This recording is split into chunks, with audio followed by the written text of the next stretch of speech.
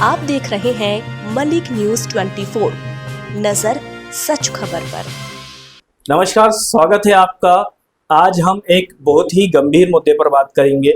लोकतंत्र के चौथे स्तंभ कहे जाने वाली पत्रकारिता दिन ब दिन खतरे में नजर आ रही है।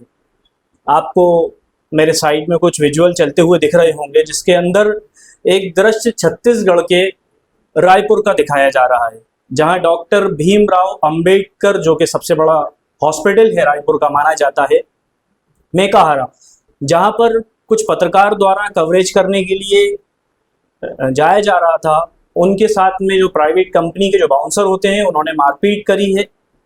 लगातार पत्रकारों के ऊपर हमले हो रहे हैं। 2024 और 25 के आंकड़ों की बात करें तो लगभग पूरे देश में, या यूं कहें कि पूरी दुनिया में, 1 दर्जन से ज्यादा पत्रकारों की हत्या हो चुकी है, जिसके अंदर भारत अछूता नहीं रहा। पत्रकारों के ऊपर लगातार हमले जो हो रहे हैं वो एक गंभीर विषय है। कभी पत्रकारों को जान से मार दिया जाता है, कभी गाड़ी से बांधकर घसीटा जाता है। अभी कुछ दिनों पहले का एक वाकया है, जिसके अंदर आपको बता दें कि एक पत्रकार को कवरेज के दौरान उसके ऊपर हमला करा जाता है और बाद में उसकी हत्या करके उसको सेप्टिक टैंक में डाल दिया जाता है। इन्हीं सारे गंभीर मुद्दों को लेकर पत्रकारिता कितनी सुरक्षित रहेगी, पत्रकारिता कितनी ज़्यादा खतरे से भरी हुई है, इस सारी चर्चा को पूरा करने के लिए हमारे साथ में एक राष्ट्रीय संगठन के पदाधिकारी, राष्ट्रीय अध्यक्ष सैयद डॉक्टर खालिद कैस साहब मौजूद हैं। सर, आपका बहुत बहुत स्वागत है हमारे इस शो में। धन्यवाद।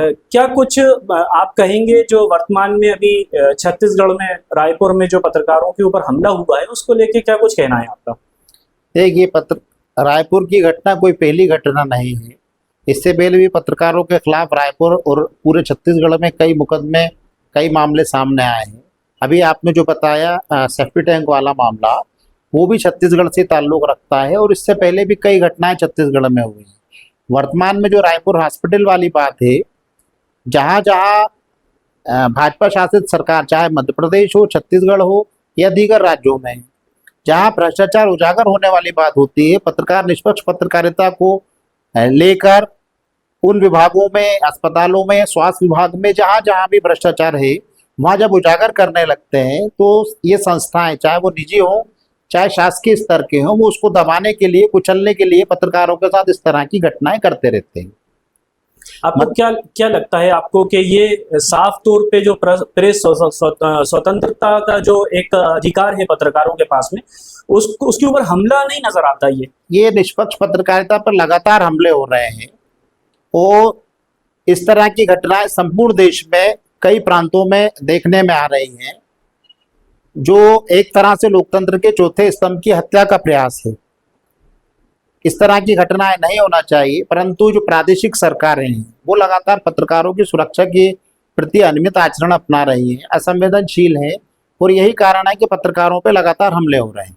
सर, बड़े बड़े संस्थान, मीडिया संस्थान होने के बावजूद, बड़े बड़े संगठन होने के बावजूद, पत्रकार खुद अपने लिए कोई एक सुनिश्चित एक सुरक्षा कानून की मांग नहीं करते, या सुरक्षित कानून उनके लिए बनाया नहीं जा रहा, और किस तरीके से इसको देखते हैं आप? क्या इसके ऊपर कुछ ना कुछ एक बड़ा कदम होना चाहिए, या सबको एक साथ एकजुट मिलकर एक आवाज में खड़े रहना चाहिए? देखिए, दुर्भाग्य का विषय है कि हिंदुस्तान की आज़ादी के 77 साल बाद भी संपूर्ण भारत में पत्रकारों की सुरक्षा के लिए कोई निश्चित कदम सरकारों ने नहीं उठाए हैं। हमारे संगठन द्वारा लगातार इस संबंध में भी भारत सरकार और तमाम प्रादेशिक सरकारों से ये आह्वान किया, अपीलें की गई। केंद्र सरकार ने 2017 में एक गाइडलाइन बनाई थी, जो संपूर्ण प्रादेशिक सरकारों और केंद्र शासित राज्यों के ऊपर थी कि पत्रकारों को सुरक्षा सुनिश्चित की जाए। दुर्भाग्य का विषय कि 2017 में जो गृह मंत्रालय भारत सरकार ने गाइडलाइन बनाई थी, उसका तमाम प्रादेशिक सरकारें अमल नहीं कर रही। जिस रायपुर की घटना की आप बात कर रहे हो, पिछली सरकार में भूपेश बघेल सरकार ने पत्रकार सुरक्षा कानून का बिल बना लिया था, एक कमेटी बना ली थी, और निकट भविष्य में पत्रकार सुरक्षा कानून बनने भी वाला था। दुर्भाग्य का विषय है कि सरकार बदल गई और वर्तमान सरकार नहीं चाहती कि पत्रकारों को सुरक्षा सुनिश्चित हो। सर, अगर बात करें छत्तीसगढ़ की, रायपुर की इस घटना की, मेकाहारा की बात करें, जिस तरह पत्रकारों के ऊपर हमला हुआ है, तो इसको लेके आपको क्या लगता है कि वर्तमान में अभी छत्तीसगढ़ की क्या स्थिति रहेगी पत्रकार सुरक्षा को लेके?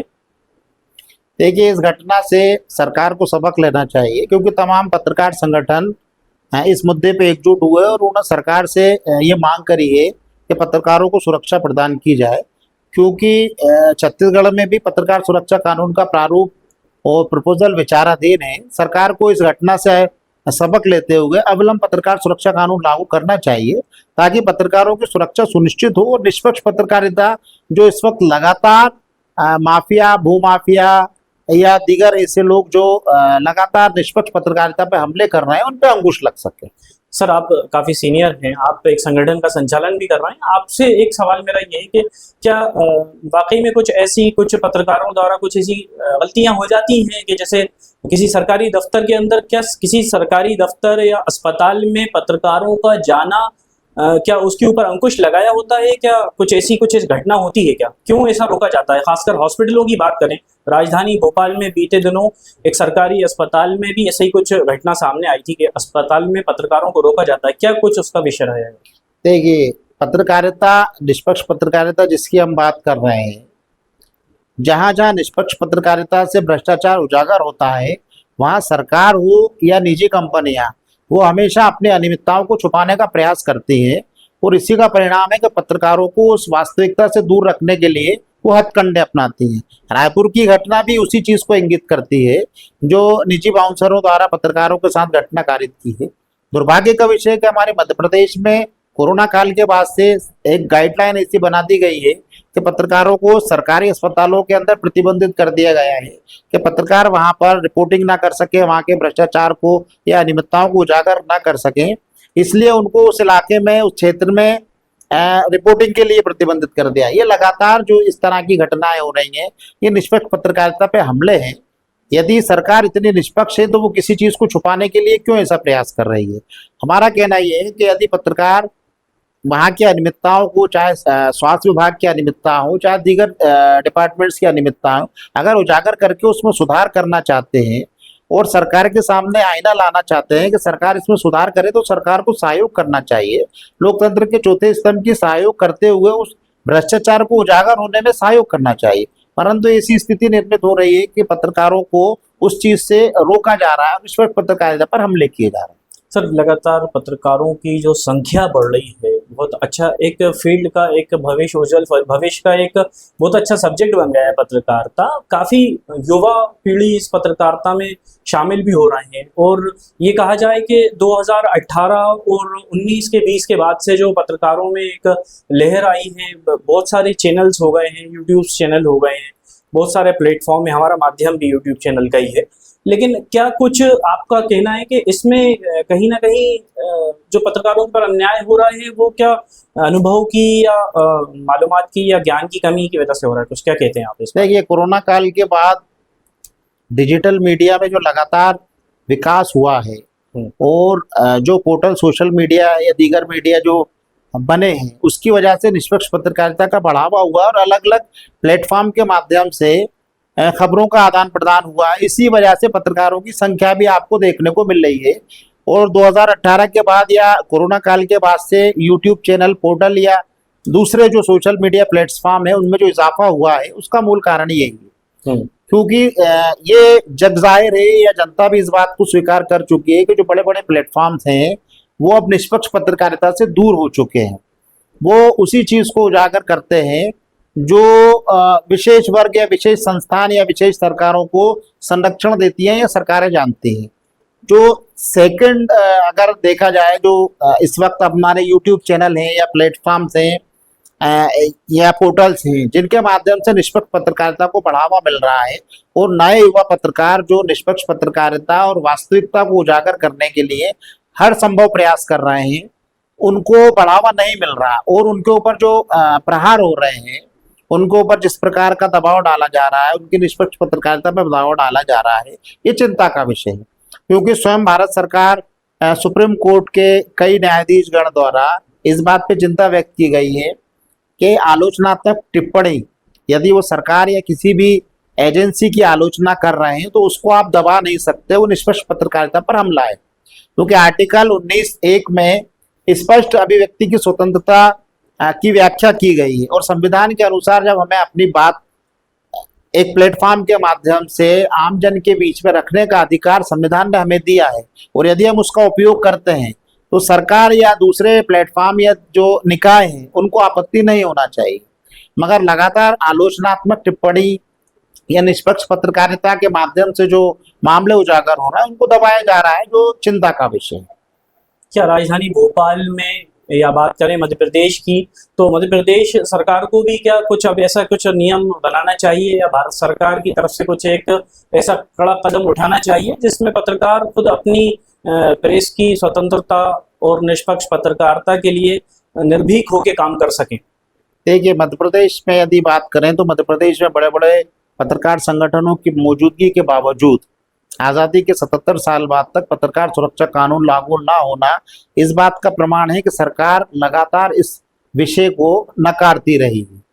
मध्य प्रदेश में लगातार एक पार्टी की सरकार है, इस पार्टी में लगातार पत्रकारों की सुरक्षा के लिए कई विभिन्न सामाजिक संगठनों ने, पत्रकार संगठनों ने आवाज़ उठाई। पिछले मुख्यमंत्री महोदय द्वारा भी विश्वास दिलाया था पत्रकारों को कि पत्रकार सुरक्षा कानून लागू किया जाएगा, मगर दुर्भाग्य का विषय है कि उस पर अब तक कोई अमल नहीं हुआ है। हमारा कहना ये है, हम लगातार सरकार से भी ये मुतालबा करते आए हैं, मांग करते आए हैं कि भारत सरकार ने जो 2017 में गृह मंत्रालय ने पत्रकारों की सुरक्षा के और कल्याण के लिए जो गाइडलाइन बनाई थी, यदि आप पत्रकार सुरक्षा कानून बनाने में अपने आप को असमर्थ मान रहे हैं तो उस गाइडलाइन पर ही अमल कर लें तो पत्रकारों की सुरक्षा सुनिश्चित हो जाएगी। अच्छा, गाइडलाइन की अगर बात करें तो जो भी नियम अभी वर्तमान में जो भी नियम या कानून जो बने हुए हैं, जो कुछ पत्रकारों के हित में जो मामले बने हुए हैं, जो धाराएं कुछ हैं पत्रकारों के लिए, क्या वो पर्याप्त हैं या फिर उनके लिए पूरा एक पत्रकार कानून ही जरूरी है? जब हम लगातार पत्रकार सुरक्षा कानून की बात कर रहे हैं तो पत्रकारों को विशेष अधिकार देने की बात आ रही है, क्योंकि मध्य प्रदेश नहीं बल्कि संपूर्ण भारत में यदि डॉक्टरों के लिए अधिकारों की सुरक्षा के लिए डॉक्टर एक्ट बन सकता है, मानवाधिकारों की सुरक्षा के लिए मानवाधिकार अधिनियम बन सकता है, यहाँ तक कि पशु अत्याचार अधिनियम, पशुओं के अधिकारों की रक्षा के लिए अधिनियम बन सकता है, तो दुर्भाग्य का विषय कि 77 साल बाद पत्रकारों की सुरक्षा के लिए कानून नहीं बनना ये चिंता का विषय। सर, हम चाहते हैं कि पत्रकारों की सुरक्षा के लिए कानून बने जिसमें उनकी सुरक्षा और उनका कल्याण सुनिश्चित हो। सर, अंतिम में आपसे मैं ये आग्रह करना चाहूंगा कि क्या कुछ आप अपने माध्यम से, अपने संगठन के माध्यम से सरकार से और पत्रकारों से क्या कुछ अपील करना चाहेंगे? हम मध्य प्रदेश सरकार और तमाम प्रादेशिक सरकारों से लगातार मांग करते आए हैं।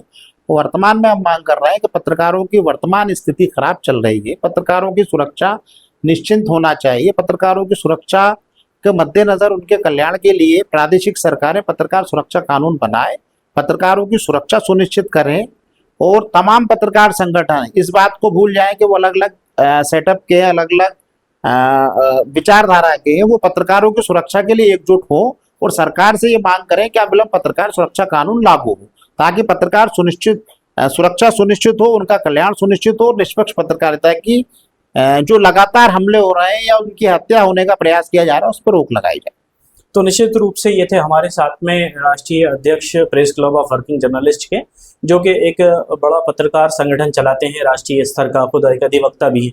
उनका एक साफ तौर पे ये कहना है और सरकार से ये मांग है कि पत्रकारों के लिए निश्चित रूप से कोई एक पत्रकार अधिनियम, एक सुरक्षा कानून एक जल्द पारित करना चाहिए, जिससे प्रेस की जो स्वतंत्रता है और पत्रकार निष्पक्ष और निर्भीक होकर अपना कार्य कर सके। जल्द ही आपके पास दोबारा लौटूंगा एक नए मुद्दे पर लेके एक अहम चर्चा के लिए। धन्यवाद।